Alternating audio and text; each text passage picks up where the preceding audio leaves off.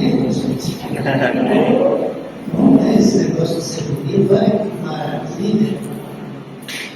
Muito obrigado pelo privilégio de estar com vocês. Nosso dia bem tranquilo. A ideia era dividir a viagem em 2 dias. Vamos amanhã direto e ficamos um dia hoje. Então, hoje é um dia folgado que nunca tem desse jeito, né? Amanhã a gente recompensa esse negócio. Mas que coisa boa poder reunir com vocês e a gente poder conversar, tentar aprender juntos. Eu olhei o relógio para desconfiar, não ficar falando demais, mas a gente vai ter um tempo gostoso juntos, na graça de Deus. Quero ler com vocês do Evangelho de Mateus. Evangelho de Mateus, capítulo 7, a partir do verso número 24.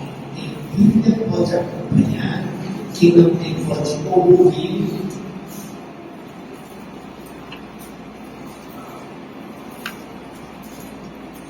Então, aqueles que acho que quase todos já conheceram a Jesus de alguma maneira, mas a gente, como casal, a Ela e eu somos casados, você está completando 45 anos, parece que é a minha idade, mas não é, gente, é 45 de casado. E nós temos 2 filhos, Eliezer já atuou aqui como professor do CPM, hoje está com o Senhor no céu, e o Karen é o mais novo, tem 40 anos e está agora em Goiânia conosco. Nós temos 3 netos, sanguinho neto assim meio que a gente considera neto, que ele nasceu lá em casa, a mãe dele morou conosco, agora ele já tem 26 anos comigo. Ele sempre chama a gente de vovô e a gente não esquece dele como neto. Mas o nosso neto mais velho tem 14. Tá? É um prazer estar com vocês. Acharam o texto? Diz assim a palavra de Deus: todo aquele, pois, que ouve essas minhas palavras e as pratica, será comparado ao homem prudente que construiu a sua casa sobre a rocha. Caiu a chuva, transportaram os rios, sopraram os ventos, bateram com força contra aquela casa, e ela não desabou, porque tinha sido construída sobre a rocha. E todo aquele que ouve as minhas palavras e não as pratica, será comparado ao homem insensato que construiu a sua casa sobre a areia. Caiu a chuva, transportaram os rios, sopraram os ventos e bateram com força contra aquela casa, e ela desabou, sendo grande a sua ruína. Esse texto a gente termina com amém ou misericórdia, essa parte final. Parece que fosse meio misericórdia, né? A gente fala amém para a primeira parte e misericórdia para a segunda. É assim. Vamos orar, irmãos. Deus, Pai querido, agradecemos esse tempo juntos aqui. Pedimos a tua direção, a tua graça. Pedimos que o Senhor fale ao nosso coração, abençoe as nossas vidas, nos ensine e nos ajude, de modo que nós sejamos edificados, a nossa vida conjugal, familiar, seja melhor, e como resultado, vivamos de modo a honrar o Senhor, que é o nosso Deus e a razão da nossa vida. Pedimos a tua bênção, em nome do Senhor Jesus. Amém. Amém. Muito bem. Por favor, essa Bíblia. Bom, a nossa questão hoje é sobre, também na moda, é a ideia de durabilidade, que é sustentabilidade. está bem na roda, está na área ecológica, e o pessoal aí na casa do pastor tem energia solar, isso é muito bom para a sustentabilidade, falam de água, está no momento. E eu queria falar um pouquinho sobre sustentabilidade familiar, sustentabilidade conjugal. Essa questão de que nós nos casamos na expectativa de que seja até que a morte nos separe. Eu quero de pronto, não sei se tem aqui algum casal que está em segundo casamento, alguém que passou por um divórcio. Eu quero dizer que há todo respeito por você, nenhuma percepção diferente. Ninguém que se casa e passou pelo divórcio porque casou para divorciar. Ele se casa para que tenha um casamento duradouro até que a morte separe. Então, quando acontece de alguém passar por um divórcio e reiniciar a vida e ter uma oportunidade de ainda reconstruir, a gente tem que lamentar uma pena que não deu certo, mas a gente não tem muito respeito pelas pessoas nas suas lutas. Então, por favor, ninguém se sinta ofendido. O discurso é um discurso para todos nós, que nós nos casamos com a ideia de que o casamento seja durável, seja até que a morte separe, para permanecer. Essa é a coisa. Eu tive uma dificuldade agora nesses dias que eu achei muito interessante. O carro tem garantia de 3 anos. E especialmente porque a minha mãe está morando com a minha irmã está cuidando da minha mãe. Minha mãe tem 93 anos e tem Alzheimer. E é muito complicado. A minha irmã cuida dela, mas ela mora em Minas. Então, todo mês, pelo menos uma vez por mês, nós fazemos uma viagem que dá cerca de 1.000 quilômetros. Então, o carro rapidinho chega o tempo da manutenção. E chegou o dia da manutenção agora, no meio da viagem. Então, eu ajudei na concessionária, falei, olha, eu vou ter uma viagem, assim que voltar de Cuiabá, eu faço a manutenção.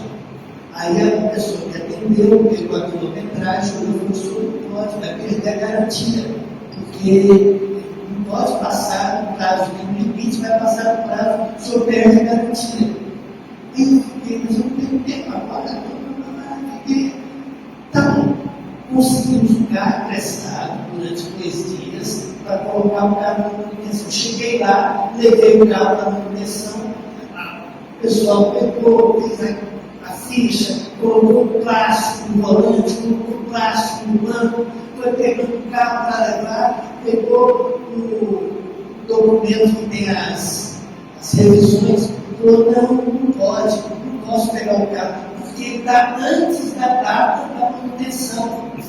E se pegar antes da data limite da manutenção, o senhor perde a garantia. Eu perco a garantia se for, e perco a garantia se for antes. Ele falou, mas olha, não tem jeito, eu tenho que dar a chave, deixa eu ir embora. Então, vamos depois ver como é que a gente resolve. Nós compramos as coisas e queremos garantia. E nós sabemos que as coisas, elas envelhecem e elas precisam de manutenção. Se você se mudar para uma casa nova e não cuidar, em algum tempo ela vai ficando uma casa velha. Se o seu carro não passar pela manutenção, em algum momento você vai ficar na estrada. Isso vai acontecer. Isso pode acontecer, né? Você compra uma geladeira e em algum tempo você tem que cuidar, limpar, até a roupa. É muito raro alguém que pega uma roupa e nunca lava, usa essa roupa até acabar. De vez em quando eu uso uma calça mais uns dias, aí ela fala assim, a sua calça está indo sozinha para a máquina. Aí a roupa se tira e ela vai, faz favor, né? Troca essa roupa, essa calça. Então, nós temos a tendência e sabemos que todas as coisas precisam ser cuidadas. A gente vai no quintal, a gente limpa a casa, a gente capina em volta, a gente faz isso com máquinas, com as coisas, e às vezes acontece que nós acreditamos, por engano, uma loucura, que é possível um casamento sempre novo, sem manutenção, sem cuidado. Nós tínhamos um professor do seminário que falava com os alunos que eles tinham que preparar sermões novos. Você tem que estudar, né? Você tem que ser zeloso, né? Você cuida muito, porque daqui a pouco você está dando pão velho para as ovelhas, né? Então você tem que trazer pão novo, pão quentinho. O cidadão lá perto do seminário, onde nós moramos por muitos anos, ele montou uma panificadora e ele ganhou uma freguesia rapidamente. Ele colocava pão quentinho a cada período. Fazia aos poucos, toda hora que você chegava, pão quentinho. Olha que maravilha. Em pouco tempo ele ganhou a clientela e aumentou. Daí a pouco ele vendeu aquela panificadora, vendeu bem, e tinha um contrato que só abriria outra panificadora por tantos quilômetros de distância. Aí mudou para o outro lado, começou a fazer o pão quentinho do outro lado. A gente atravessava a cidade para comprar pão quentinho. O que acontece é que às vezes, no relacionamento familiar, a gente começa a descuidar e comer pão velho, pão de ontem, comida francesa, né? Restaurante, sabe? Resto, e não tem o cuidado de renovar esse ingrediente. O problema é que o vento sopra. O vento sopra. Diz que aquele que ouve a palavra e pratica é como alguém que construiu uma casa sobre a rocha, mas chega o momento em que sopra o vento, o rio transporta, o vento vem forte, vem com ímpeto contra aquela casa e ela se sustenta ou ela cai. O que é o vento? Quais são os ventos que batem contra nós no casamento? Como é que isso vai acontecendo? Eu me lembro que no meu primeiro ano de casamento, eu achava que eu não estava tão legal lá, muito direitinho as coisas, fazendo tudo certinho. Um dia eu cheguei em casa e minha esposa estava chorando. Desde 45 anos, fora o contexto de doença, de morte, assim, do relacionamento nosso, nos 45 anos eu me lembro de 2 vezes eu fiz a minha esposa chorar. Até hoje eu não entendi. Eu estava viajando e eu entendi que eu sou louco mesmo, né? Ela vai falar porque eu louco, porque eu falei, os sinais foram dados. Mas, sabe, eu não cara que não entendia o que aconteceu, o que mexeu com ela dessa maneira. Mas a primeira foi no primeiro ano de casamento, nos primeiros meses. Naquela época não existia celular.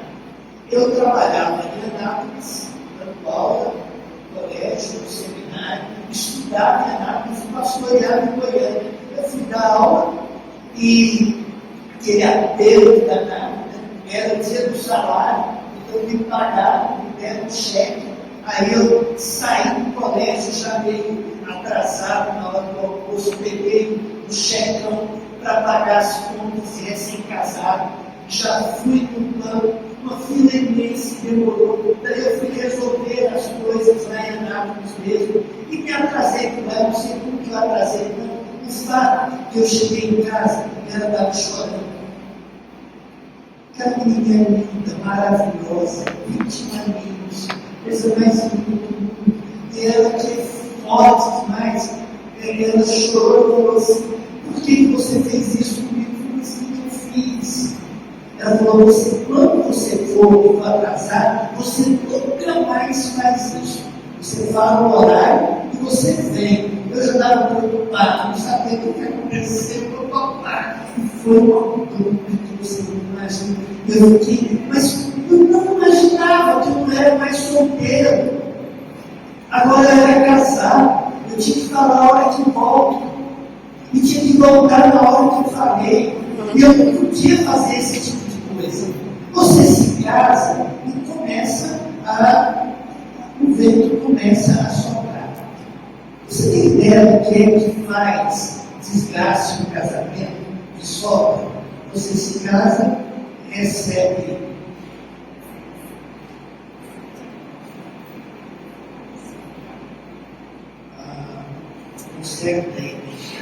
você casa e começa a fazer coisa errada e você tem que corrigir. Tem que consertar, dar as costas para você. Tudo por vocês. Certo? Então, você se casa e recebe manjar. E ela chega. Tá bom, imagina. Gente, você pode imaginar, eu casei mais velho porque ela me enrolou 2 anos. Quando eu casei, já com 19 anos de idade. Imagina um menino de 19 anos, todo assim.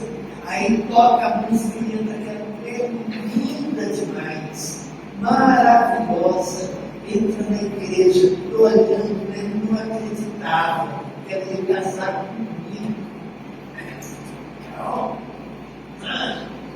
Coisa extraordinária. A gente se casa, vai para a lua de mel, e aí constrói a casa, começa a mudar, você recebe já cheio. Mas algumas coisas vão desgastando. O que é que começa a desgastar? Alguém tem uma sugestão? Briga. Ih, gente, briga de uma vez. Briga, enche o copo todinho, gente. Briga. Meu Deus. A primeira briga. E olha, cuidado com a primeira, porque se vier a primeira, tem um tal de efeito cunha. Tem a primeira, aí a caminho perde a vergonha e começa a ter a segunda, e a terceira. E tem briga que é briguinha, que acontece, mas tem briga que ofende mesmo. E a água foi. E eu já está menor. Agora, se uma briga, às vezes acontece que a gente briga e faz as pazes. Diz que é bom quando faz as pazes, né? Aí pega a água e põe de volta. Raramente volta toda a água. Se você começar a brigar, daí a pouco você põe de novo. E na hora de voltar, já volta muito menos. Já vai esvaziando. O que mais que vai desgastando o casamento? Oi?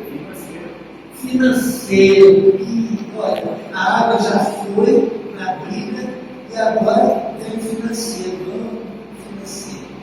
Apego financeiro. Eu falo muito com os alunos no seminário, falo assim, olha, gente, uma mulher, os homens sempre importante, um casal, mas eu falo muito com os homens, olha, uma mulher, se você passa um apego, tem uma doença, tem uma luta, tem um desemprego, está com bicho, está coisa difícil, e ela tolera bem, as mulheres são muito compreensivas, caminham. Eu lembro que a gente casou e eu já sabia, tinha um lugar que passava lá no mercado da Vila Nova, comprava aquela linguiça mista, baratinha, e ela nunca era aquela boca, fritava direitinho, baratinha, fazendo comida, e dava beleza, pegava, comprava uma carne moída, e dava joia, né? E vai levando. Eu lembro, gente, quando nós temos noivos, eu não me perdoo por isso. Nós tínhamos só nós dois. E ela vestiu roupa nova, com sapato de salto. Eu entendi que precisava, que era especial. A gente foi ao lugar, começou o namoro. Eu levei as alianças, pus a aliança no dedo dela, ela pôs o meu, para agora vamos celebrar. Aí eu fui a uma churrascaria. Só que eu só tinha dinheiro para uma coca. Aí eu comprei uma Coca-Cola e dividimos a coca para os dois. E terminou o noivado e fui levado em casa. Gente, e ela ainda casou comigo. Então, a mulher, ela é paciente. Não tem problema que está passando, passa bem, vamos e tal, mas não deu para comprar, hoje é só isso, a gente dá um jeitinho, deu para comprar. Agora, quando o negócio vira crônico, chega um momento que cansa, sai água mole, pedra dura, tanto bate até que fura. 1 dia, 3 dias, 5 dias, o problema vai acontecendo, não resolve. Aí você percebe que não é que houve uma perda, é que aquele cidadão é desorganizado financeiramente e que nunca vai resolver. E aí, coisa com o tempo, ela vai aumentando. Então, você tirou um pouquinho d'água, mas daí a pouco vai tirando mais, e vai tirando mais, e com os anos de apego, as dificuldades, vai acontecendo cada vez mais, e eventualmente começa a derramar tudo aqui de volta. Só não vou fazer isso porque depois eu tenho que limpar. E em alguns casos, para trazer a água de volta, não é que um dia você ganha na loteria e traz de volta, não. É que às vezes o desgaste é tão grande que não é tão simples voltar. Então, a área financeira é uma coisa. Qual lugar é? Familiares. Existem duas pontas. Uma delas sabe, os problemas com família, cunhado, a sogra, ou Jesus, só Jesus na causa. Tem um amigo que chama, ele chama a sogra dele de sogra coral. Não sei por quê. Dificuldades, não tem problema. Eu evito até fazer muita gracinha com isso, porque às vezes essa questão com os parentes, ela é verdade que você se casa com uma família e às vezes há problemas que envolvem a família. Cunhado, cunhada, irmão, os pais, a interferência do sogro, da sogra, dificuldades de alguém que cria problema, alguém que pega o dinheiro em casa, às vezes a questão financeira com a família da esposa ou do esposo. E, então, essas coisas são muito. E eu evito brincadeira porque eu percebo que se a gente perder a vergonha e começar a brincar com isso, a gente tem o risco de ofender muito, piorar a situação e não tratar os problemas. Mas esse é um lado muito difícil. É difícil. Imagina, a minha irmã que cuida da minha mãe agora, com 93 anos, a luta que é para ela, para o marido. Agora o marido dela é um homem alto, bem gordinho, ele não é gordo, ele é barrigo e alto, problema seríssimo de coluna, e ele está com 2 hernias precisando operar, precisa resolver a vesícula, e aí ele travou de vez. Eu olho para minha irmã cuidando da minha mãe é acamada com a comida pela sonda GTP, tá? Banho de leite, toda aquela estrutura, e o marido na outra cama. Um dia desse ela me manda a foto do hospital, né, na emergência, a minha mãe numa maca e o meu cunhado na outra, e ela me cuidando. E ela não tem saúde. Eu sugeri a Elisa, não é a hora de trazer a mãe para o Goiânia, a gente encontrar um outro caminho. Ela falou, não pode precipitar, de jeito nenhum. Nós éramos 6 filhos, morreram 3. A minha irmã, que a gente tinha assim, uma expectativa que daria, faleceu muito antes do meu filho, um ano antes. Então foi todo um contexto e ela falou, eu vou cuidar. Mas você entende com isso a questão da doença, o desequilíbrio financeiro, o sustento, aquela coisa é uma luta. que acontece. E vai acontecer nesses dias que nós estamos aqui. O maior desafio dessa viagem é porque a minha sogra, que é também idosa, naturalmente, ela é obesa, ela é diabética, é hipertensa, caiu no final do ano, está sofrendo. Então ela está lá em casa, quando a gente está aqui, a minha sogra está em casa, e a nossa casa está com os cunhados cuidando. Ou seja, essas coisas, elas desgastam. Viaja-se mesmo. Na hora da saída, a minha sogra teve uma crise emocional e a pressão foi lá em cima, 20. E aí a gente segurou, eu converso com ela, porque a gente espera, a gente vai mais tarde. Porque ela está dependente da filha que eventualmente o tirei para viajar. É assim que acontece. Então, família é um desafio. E a outra ponta é o tal filho. E eu nem vou falar de neto, tá? Mas as crianças que aparecem. E eu tenho visto casos de casamento, e quando as crianças chegam, é muita água. E quando acontece no bebezinho ter dificuldade de saúde, fica meses sem dormir, precisa de acompanhamento. Imagina, ele tem uma deficiência, uma limitação, um cuidado continuado, aquilo vai desgastando.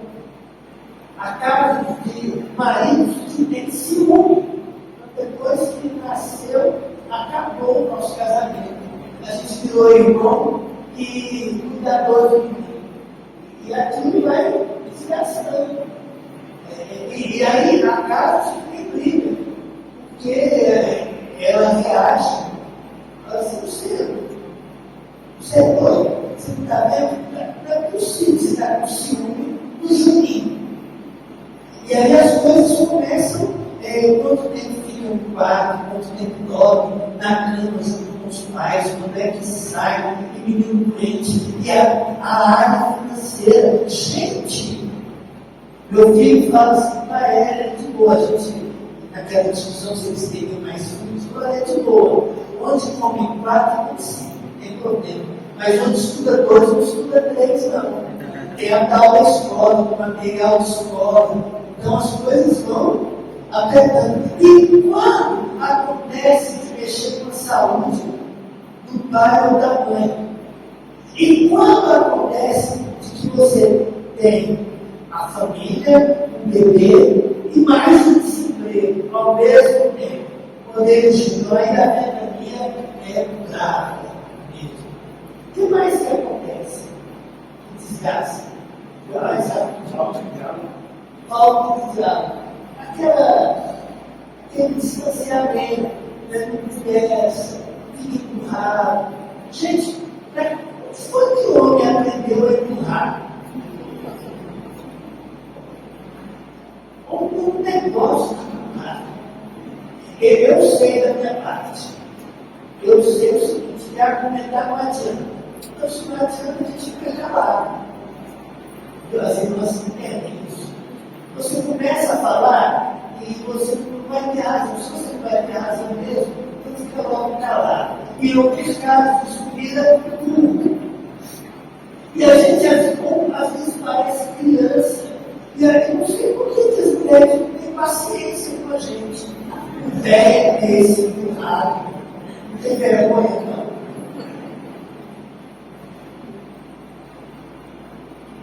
E às vezes o casal começa a se acostumar com uma conversa no nível mais superficial. E no resto, a gente adivinha. Eu não sei, entre nós dois, a gente tem um nível ótimo de conversa, assim, superficial de casos, desde que outra, ela quer que eu adivinhe o que ela está pensando, que ela quer que eu faça, porque eu devia saber. Eu não sei. Desde que outra, eu percebo que ela fala, você não falou, mas é claro que eu falei. Falou não. Eu não falei mesmo não. Acontece assim. Mas a gente não mergulha para falar de sentimentos. A gente não tem muita coragem de falar sobre uma dificuldade sexual, por exemplo.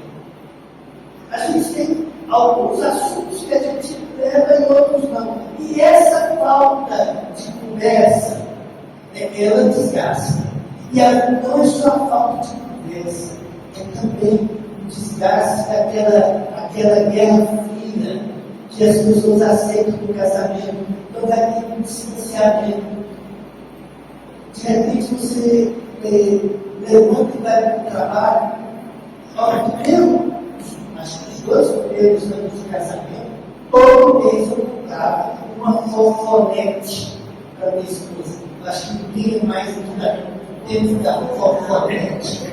Fofonete, gente, era um bonequinho que vinha numa caixinha, parecia uma caixa de fósforo, uma bonequinha que tinha. Aí era aniversário de mês de aniversário. Aí eu trazia a bonequinha para ela. Aí, por que a gente já não traz todo mês? Não é? Daí algum tempo não lembra mais como que é a data do casamento, daí a pouco não lembra, vai distanciando. E esse esfriamento, ele não funciona como os outros casos que derramam, não. Ele funciona assim, ó. Está frio, né? E vai vazando. Aí a vida sexual vai ficando sem graça, vai desgastando, e aí alguma dor de cabeça, e ficou cansado demais, trabalhando demais, e toca a amanhece, e vai chegando, e a coisa vai, enquanto isso, lembra da casa dos 3 porquinhos? Uma hora o lobo vem e. Desculpa o microfone, não podia fazer isso com você.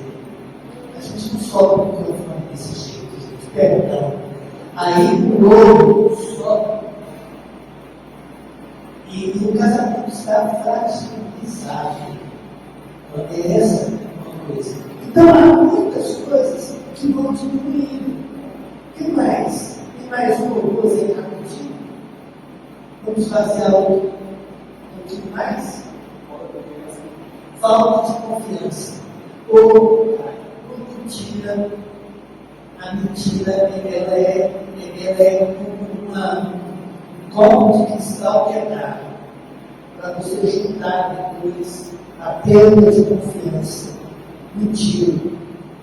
A traição, aí dependendo da coisa, aí embora. Então, há algumas questões, algumas situações que elas têm o poder de esvaziar. E elas colocam o casamento tão na reserva. Na viagem agora, nós vimos de boa e tinha combustível legal, sem problema.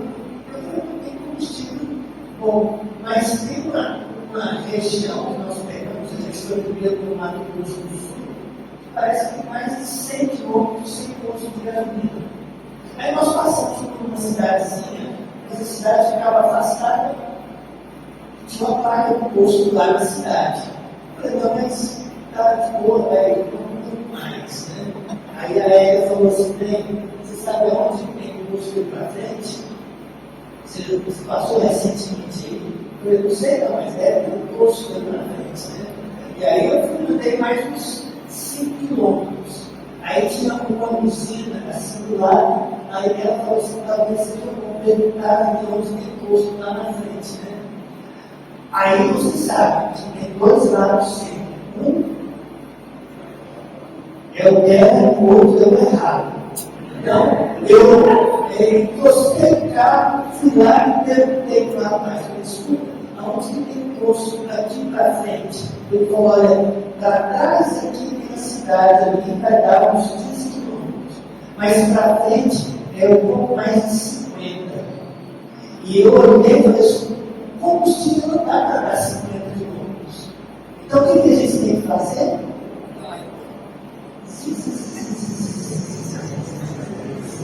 volta lá, abastece e resolve. Ou seja, às vezes, o casamento, ele entra em crise. Alguém que já teve experiência de acabar a ajuda com você? Pode falar assim, quase. Gente, a coisa mais ridícula mais sem graça. E o pior, gente, a gasolina acabar só comigo, eu nem tenho essa experiência. Não tem muito problema. Acabou comigo, eu sou tão tranquilo. Acabou só comigo, eu posso ficar todo na cidade.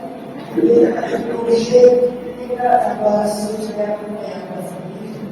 E com menino pequeno, uma madeira, você tem ideia do que acontece? Então, às vezes, nós andamos de tanque vazio. E às vezes nós permitimos isso. E o que vai acontecer em algum momento? Que em algum momento vai dar ruim.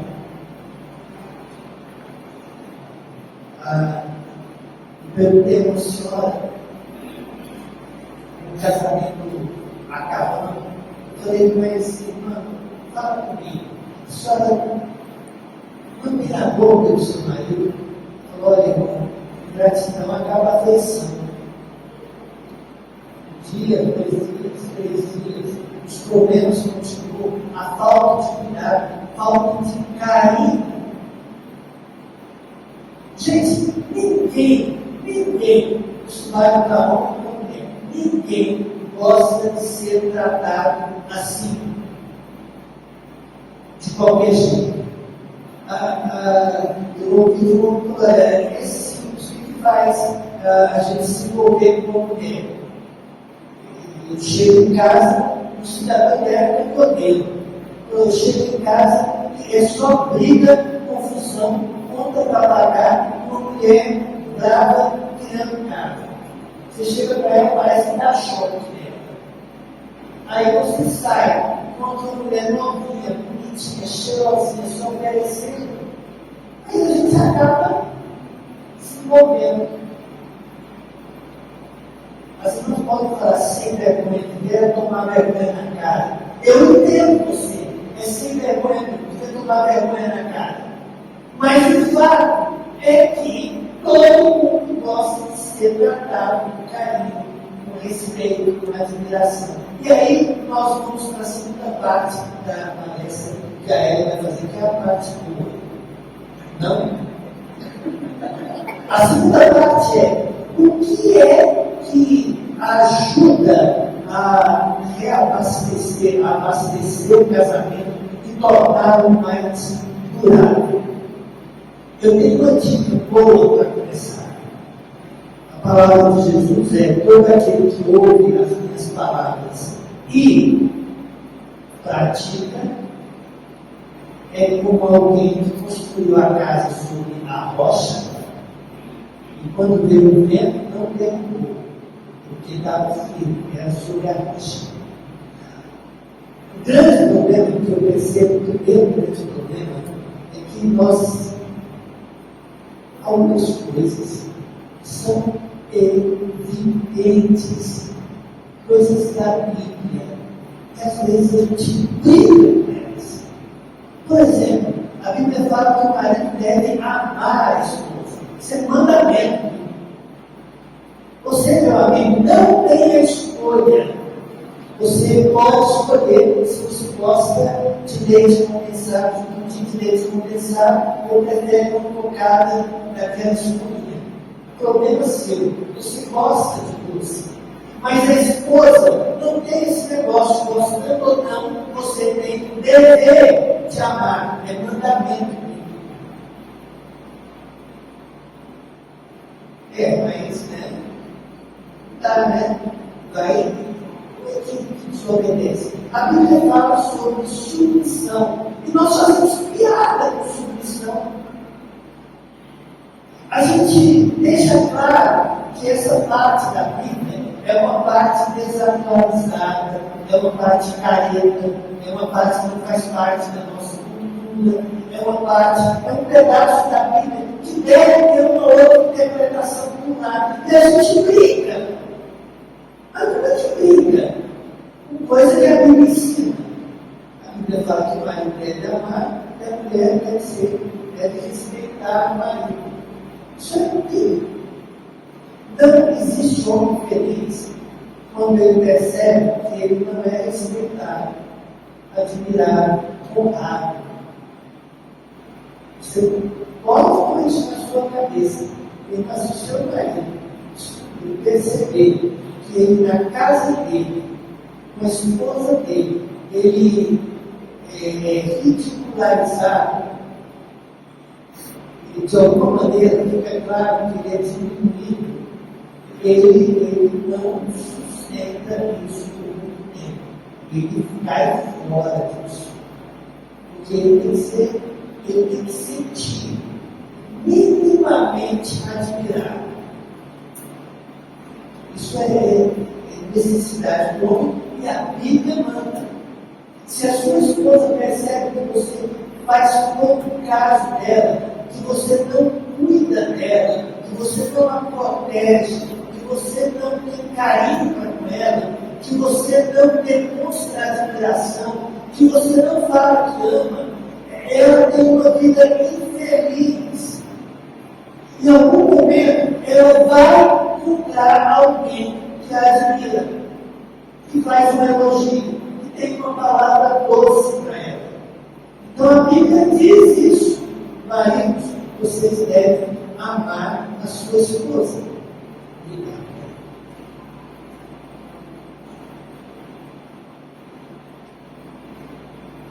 E as mulheres devem respeitar, honrar. A Bíblia fala que nós devemos ter uma única missão.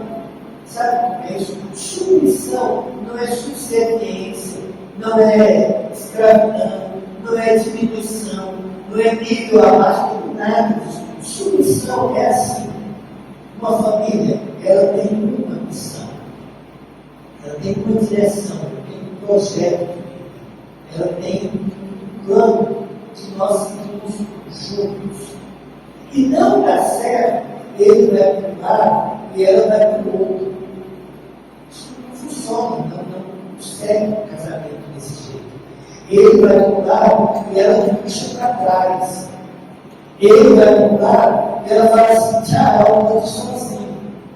Submissão é a capacidade que a mulher tem de estar junto com o homem com um projeto de vida.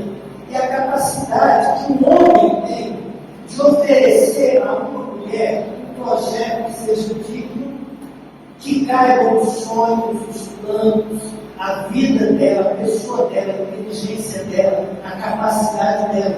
Porque, às vezes, você entra no casamento e ele, você tem que vir comigo, mas você compra uma moto e uma mulher dos meninos. Eu lembro que meu pai tinha uma Vespa daquela, sabe? E aí, eu não sei como é que caía tudo, porque era ele na frente, a minha mãe no banco de trás, o meu irmão na roda sobressalente, que ficava lá sentado, e minha irmã e eu na frente, era do lado da Vespa. E aí ele levava todo mundo naquela Vespa. De alguma maneira, submissão é um homem que tem uma missão de ficar os sonhos, os planos, as ideias, a realização, a inteligência, a vida.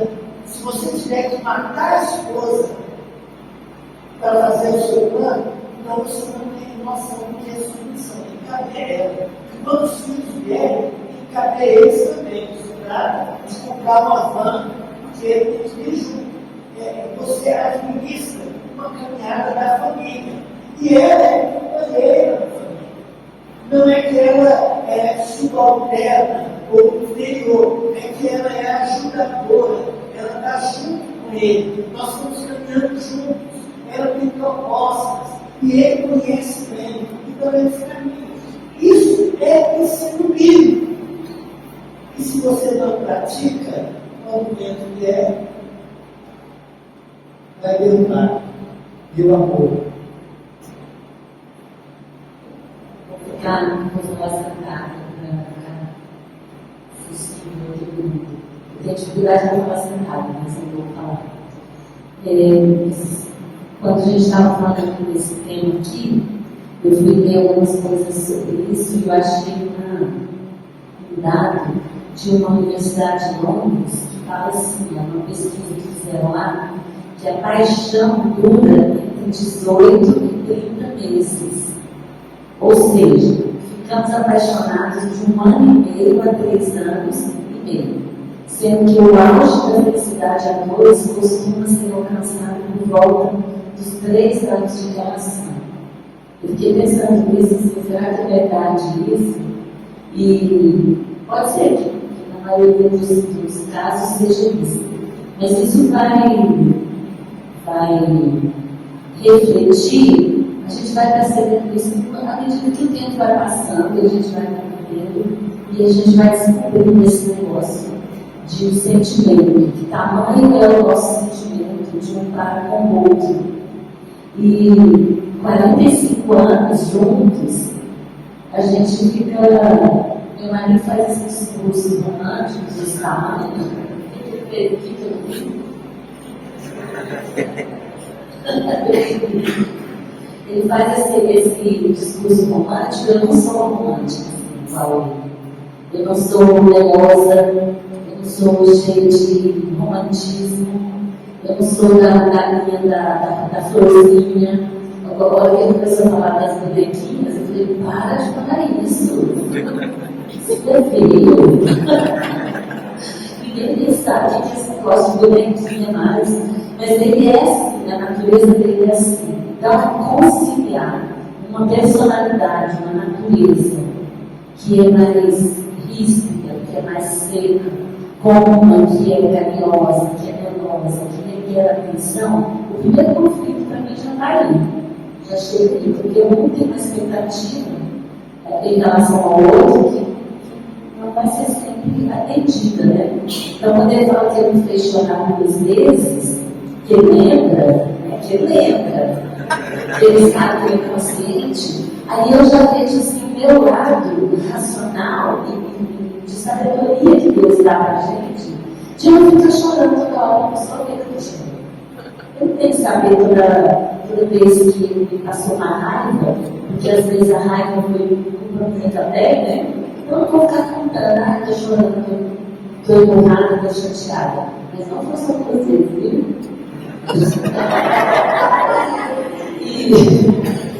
E a gente tem que ter essa sabedoria por decisão. Na minha visão, na minha vivência, na minha convivência com as pessoas, com as mulheres que eu conheço, na minha família, as minhas amigas, eu trabalhei 40 anos na educação. Imagina vocês aqui que estudam alguém que é de escola, vocês sabem como que é uma sala de professor, como que é uma escola, como que é a vida de quem trabalha na educação. A gente compartilha, a gente conta tudo, e a gente escuta tudo, tantas histórias, na verdade. E aí, a gente tem que decidir. Eu sou crente, eu sou filha de Deus, eu tenho fruto do Espírito na minha vida, e eu vou exercitar isso. Uma decisão, uma escolha. Eu vou escolher e vou pedir a Deus para me ajudar a ser uma mulher menos estabanada. Gente, eu faço promessa quase todo dia, que eu vou melhorar isso, daquilo, não cumpro nada do que eu prometo. Eu fico uma semana quase, e na outra semana eu estou fazendo doceria de novo. E aí, mas eu tento, né?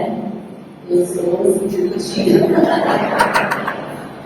Mas aí a gente vai vivendo e vai vendo que a paciência vai diminuindo nos nossos relacionamentos. A paciência com o marido do jeito que ele é, aceitar do jeito que ele é, se casou comigo, sabia que ele era assim. O meu não sabia tanto que ele era assim, não, porque ele era quase criança, né? Quando a gente se casou. Fala que eu falei que ele me enganou, que ele não era careca, muito cabelo, mas a gente vai aprendendo a conhecer um ao outro, e à medida que a gente vai aprendendo, a gente vai decidindo aceitar aquelas coisas e conviver bem, de atitude mesmo. Fala assim, eu vou dar uma segunda milha, uma terceira, uma quarta, se for preciso. No nosso caso, que é ministério, que é envolvido com a igreja, com liderança, com pastor, talvez é maior ainda, porque a gente é muito visado, as pessoas olham a gente como eu falei assim, a Bíblia é um casamento exemplar. Muitas vezes a gente engana bem, assim, não é tão bonito assim, né? Mas a gente tem um compromisso com nós mesmos e com Deus, de sermos exemplos para os filhos, para as gerações que vêm, para os jovens da igreja que estão nesse momento que o casamento não é nada. Eu vejo amigas minhas, pessoas mais jovens que falam assim, eu já estou no 5º ano de casamento. Parecendo que 5 anos e 5 são 50. Aí a outra pessoa fala, fulano divorciou 2 anos e meio. Bastante tempo, né? 2 anos e meio. Que liquidez é essa, né? A instituição ficou muito líquida, né? Então, para mim, é uma decisão de todo dia. De todo dia. Se eu conseguir ser uma pessoa fiel a Deus, crente, decidida a fazer a vontade de Deus, a ouvir, a praticar o que eu ouvi, com certeza o casamento vai ser muito mais feliz e abençoado, gente, isso eu tenho certeza. E a gente sabe, nós mulheres, nós sabemos os pontos onde a gente tem culpa e onde a gente não tem culpa. Eu acho os homens muito assim, eles não percebem certas coisas. Mulher tem uma coisa a mais mesmo. Ser susceptível, ser cético, eu não sei o que é isso. Eu tenho um tio que ele fala que o que mais irrita ele em mulher é o tanto que elas ouvem. Ele fala, por que vocês escutam desse tanto? Aí eu falei um dia para ele, talvez a pessoa não sabe falar baixo. É só se eu cochichar, falar baixinho. Eu falo, não, às vezes eu falo uma coisa, a pessoa já deduziu o que eu falei e acertou o que eu falei. Então, realmente, nós temos essa sensibilidade. Deus deu isso para nós, de percebermos as coisas, de até vermos antecipadamente. Essa história aí do combustível, o que é isso? Que é isso? Vai dar. Tem uma placa na vida, não tem uma placa. Não, tem. É possível que não tem. Aí você acaba, porque o homem sabe tudo, né? De estrada, nem sempre.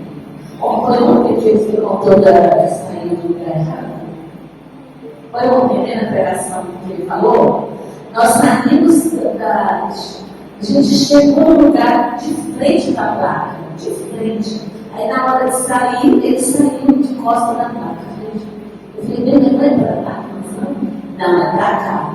Eu falei, para a esquerda, nós chegamos de frente dessa placa, mas você está indo lá.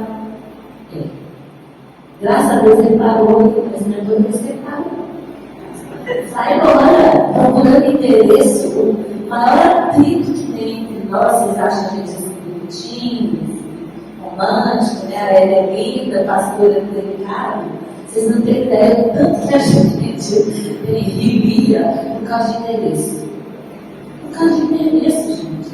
Ele fala que sabe, ele não sabe. Ele não sabe, ele vai errar.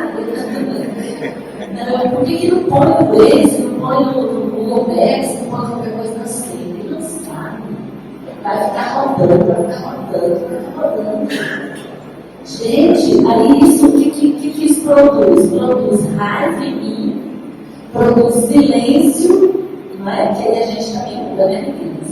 Também não vou falar, deixa ela ter cabeça. E depois que acha que Deus está tudo certo, se tivesse produzido nada, aí o que a gente queria? A gente ia ver, falei? Mas aí se a gente deu pro Espírito, o tal de domínio próprio, aquela mansidão, aquela outra coisa lá qualquer. Não, longanimidade. Tem que ter isso. Nessas coisinhas, nesses detalhes do dia a dia. Né? Isso tem que ter, porque senão o casamento vai embora mesmo. A gente desanima, fica desanimado e cada um para um lado. Tem outra coisa que eu anotei, que eu queria mostrar para vocês, que eu achei interessante também. sobre a cola. Eu gostei demais da dinâmica da massinha. Eu acho que o irmão que fez, ele não lembrou de falar que a gente tinha que misturar bem uma massinha com a outra. Eu acho que você não é de escola, né? Porque quando a gente está na escola e na massinha com as crianças, a gente não quer que elas misturem, porque depois você tem 10 cores, 10 potinhos. Depois que elas misturam tudo, vira aquele bolo único, né? E aí, a ideia de misturar essa massinha é muito isso, casamento. É isso aí. O que cola? O que cola a gente para fazer a gente uma só carne? É a afeição, é o amor, é essa paixão que talvez não gostou 3 vezes, mas ela pode ser reacendida. É o respeito, é a alegria, é a admiração. Eu te falar assim, esse cara é bom, né? Você vê bonitinho aqui agora, né?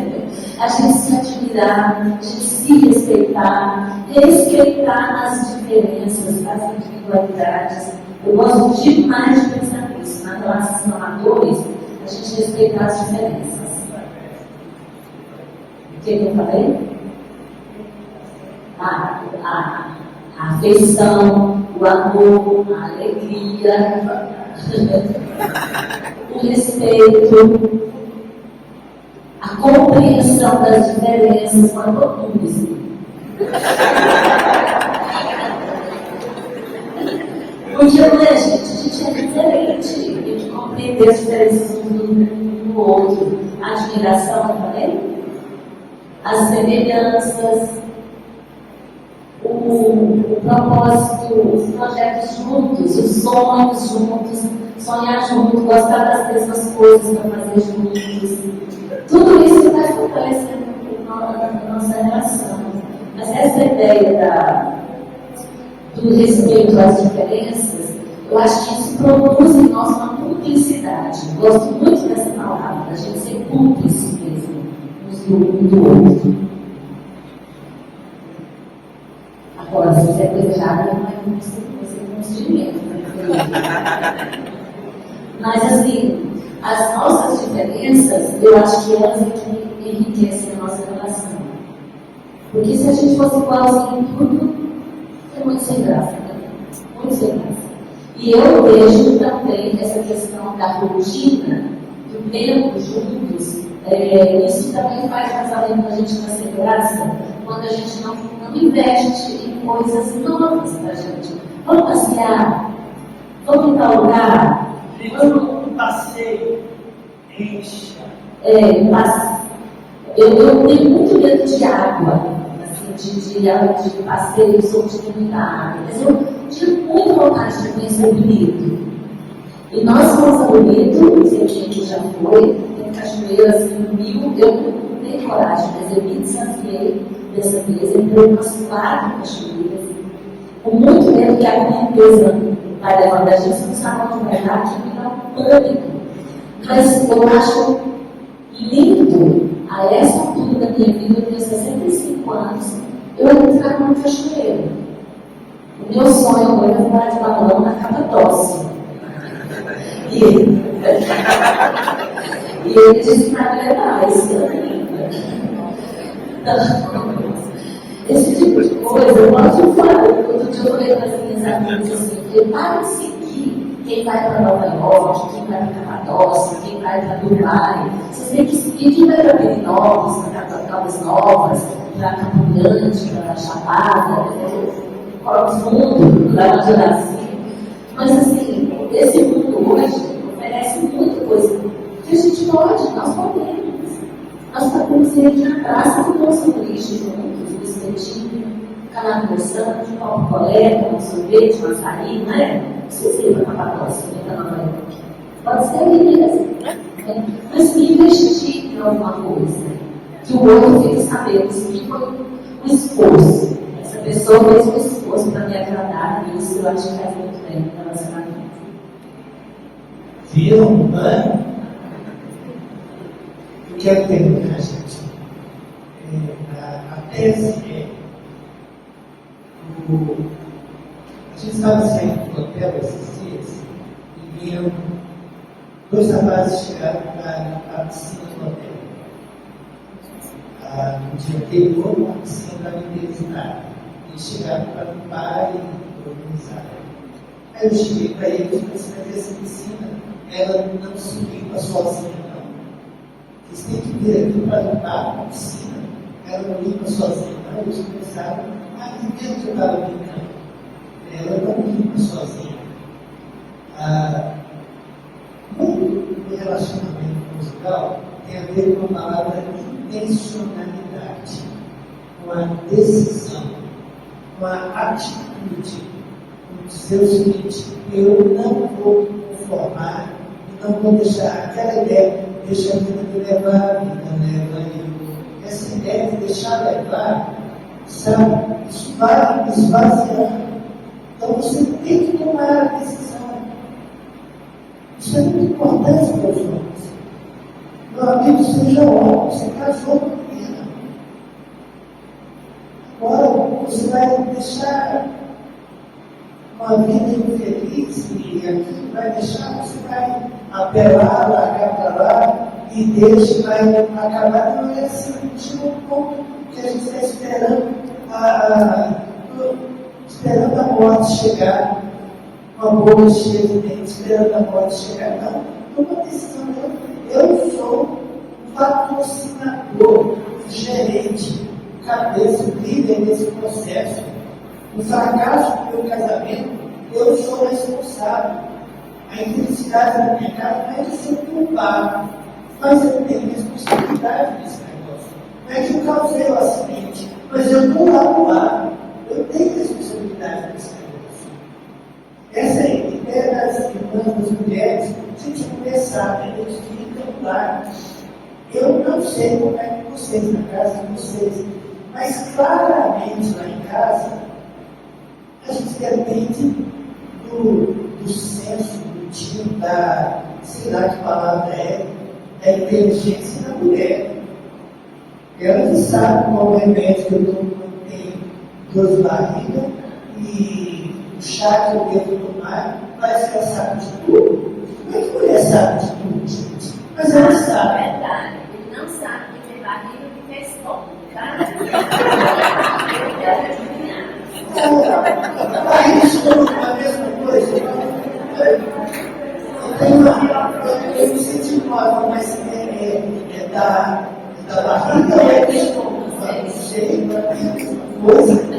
Também não é a mesma coisa. Mas para mim não sei. Então, presta atenção nisso. Eu quero terminar com um texto de Gálatas. Por causa dessa palavra de Jesus. Se você pôr a palavra em prática, então você é como um homem prudente. O texto de Gálatas tem um fluido espírito. Eu não vou poder falar em detalhe, a gente não vai fazer essa maldade com vocês e pregar novamente. Mas aonde está o fruto do Espírito aí? 5, versículo 22. Mas o fruto do Espírito é amor. Você quer encher bastante? Coloca amor. O fruto do Espírito é alegria. Olha bem, não tem barriga que dói. É duro ver mulher chata. Eu entendo, pastor, a alegria não é nos dias mais difíceis da nossa vida, da doença. Um dia chega um tio da época, um missionário entre os indígenas. Ele chegou lá em casa e estava pior. Sabe, a mulher morreu, o cara o dedo ficou muito tempo na UTI, coma, não despertava, aquela coisa toda, a gente não via. Logo depois veio o câncer, aquele negócio da o tio dela senta na sala, caladinho. Aí, na hora de sair, eu falei, podemos orar? Tio. Eu estava tão ruim na cama, aí ele falou assim, olha, Aélia, o Espírito Santo disse a Aélia, olha, Aélia, a tristeza vem, as lutas são muito grandes, mas um dia a alegria vai voltar à sua casa, porque a alegria é fruto do Espírito, e quem tem o Espírito encontra a alegria de volta. A alegria não é apenas uma reação, a alegria é uma decisão. Eu sei, eu entendo, por favor, não me quero mal, não estou falando, eu sei que às vezes há disfunções hormonais, às vezes há sofrimentos tão grandes, e cada um sabe onde apela para o sapato, e a gente se respeita, etc. Mas a alegria é fruto do Espírito, é o alvo a ser perseguido, e ajuda demais no casamento. Gente, vocês não têm ideia de como é bom ser casado com uma mulher que tem bom humor, divertido, que ri da vida. Porque fazer o quê? A vida é isso. Olha, o fruto do Espírito é alegria, é paz. Tem ideia do que é paz no casamento? Enche vaso, é uma maravilha. Nada pior, uma mulher que senta, rixosa, uma mulher rixosa, sabe? Eu tinha um colega que já faleceu, ele disse que durante Cristo, alguém que já morou num lugar bem frio, com água quente no chuveiro, está num lugar frio, liga o chuveiro com água quente, e aí tem uma gotinha que antes de entrar no chuveiro, ela fica picando, gelada, cai no outro. Ele falou assim, isso aqui é o anticristo.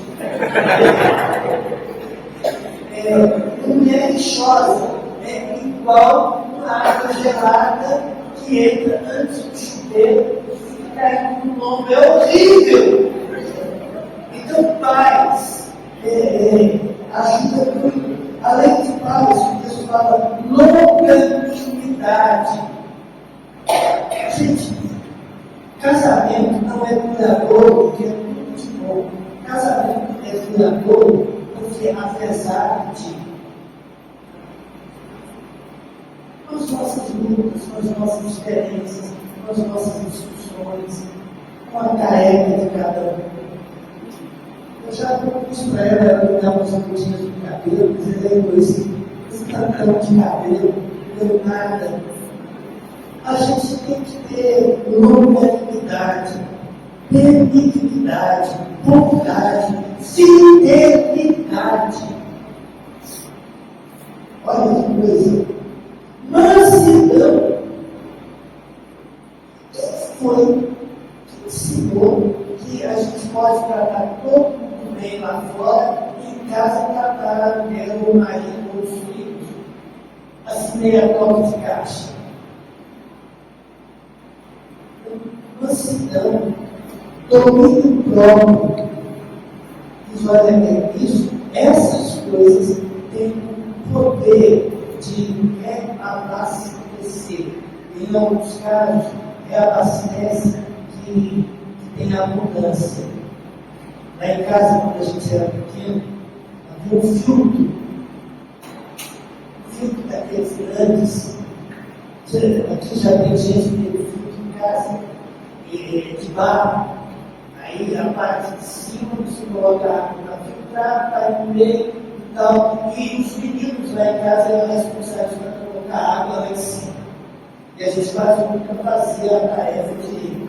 Aí a mamãe mandava, João vai lá e põe água no filtro. E às vezes eu disse, Deus eu ponho, vai indo, né? Às vezes ela mandava 10 quilômetros, acontecia de ela mandar um e ele colocar. E ela achava que aquele não ia colocar, mandava o outro. Aí o outro colocava também 2 obedientes na mesma casa. Tarefa. Aí quando colocava, não via que já estava cheio. Daí a pouco pinava a água. Eu falo que quando você coloca o fruto do Espírito, essas qualidades, é como como você colocar água que ilumina. O profeta Ezequiel tem uma figura ainda melhor. Ele diz que é como um rio que segue e a margem dele, de um lado e do outro, há fartura. Então a palavra é: tome a decisão de caminhar com a sua casa, com o seu casamento. Não deixe as coisas só irem esgotando. Se você aprendeu a brigar, não é isso. E aprenda a pedir perdão. Resolva esse negócio lá. Você vai continuar com isso no casamento? Você anda esfriando demais, fazendo pouco caso, está afastado, está cheio. Resolve. É a intencionalidade. Dá um jeito e abasteça. Não ande com um tanque vazio, porque uma hora isso vai colapsar, vai dar ruim. Então, o casamento é feito para durar, mas ele não dura sozinho. Ele dura com cuidado, atenção, carinho, com obediência à palavra desse Deus. Desejo que Deus nos abençoe casamentos duráveis. Gente, olha, eu tenho que dizer isso. Eu tenho conhecido muitos casamentos, gente amigos. A minha geração tem muita gente casada há 40, 50, 60. Já desejamos um culto de aniversário de 70 anos de casamento. Mas eu tenho visto muita gente casada há muito tempo que não largou porque não adianta mais.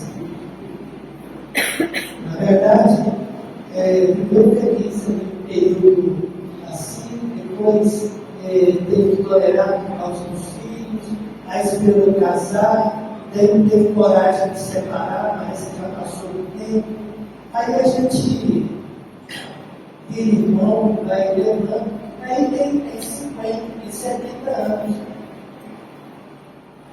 Mas tem tempo que não tem sexo, tem tempo que não tem passeio, faz tempo que não tem carinho, faz tempo que aquilo é qualquer outra coisa menos casamento.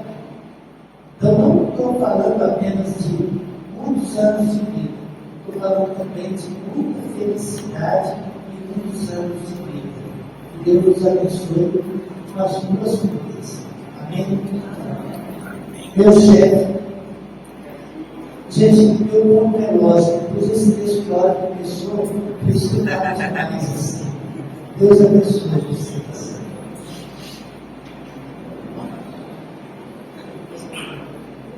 Isso. Bom demais. A gente entendeu a hora passada. Coisa boa, né?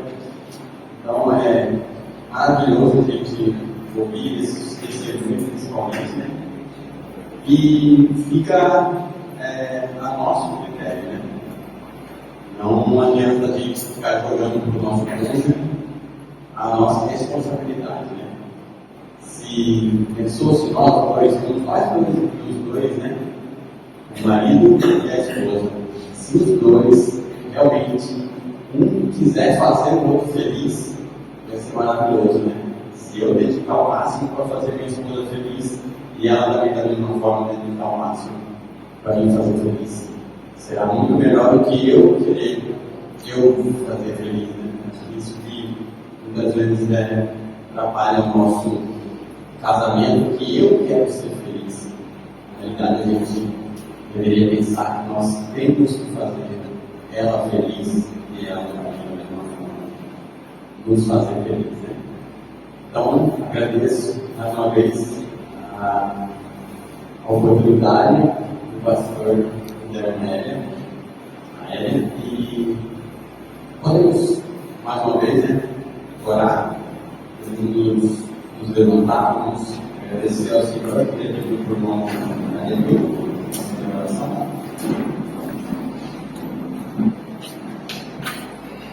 Vamos pedir.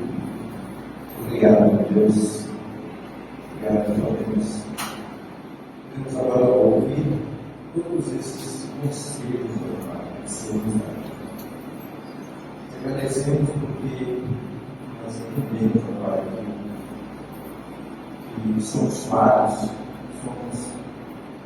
temos limitações, e o pecado muitas vezes também tem estragado o nosso meio, a boa convivência, principalmente para o amor que devemos ter no meu corpo.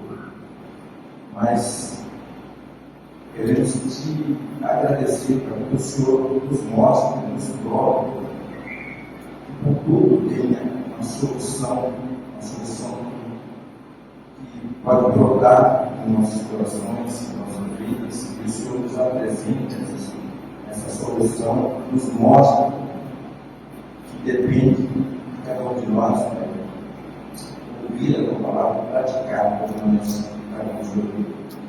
Que nós possamos, Pai, estar fundamentados em Ti, porque és a rocha que nos abala, para que nossa vida, dois, nosso casamento, nossa família também seja firme quando chegar as tempestades da vida, quando chegar a pandemia, da falta de confiança, da falta de amor, da falta de consciência, da falta de carinho, e que nós consigamos nos lembrar dos teus conselhos, para que estejamos a cada dia nos enchendo novamente da tua graça, e nós possamos ver um do outro, que possamos ser felizes ainda, de uma maneira plena, de uma maneira que nos preenche. Só depende de nós, né? Nos ajude, nos dê força, nos dê, Pai, coragem de olhar para o outro, querer fazer o outro feliz. Nos ajude nisso, eu te pedimos, te agradecemos, Pai, em nome de Jesus. Amém. Amém.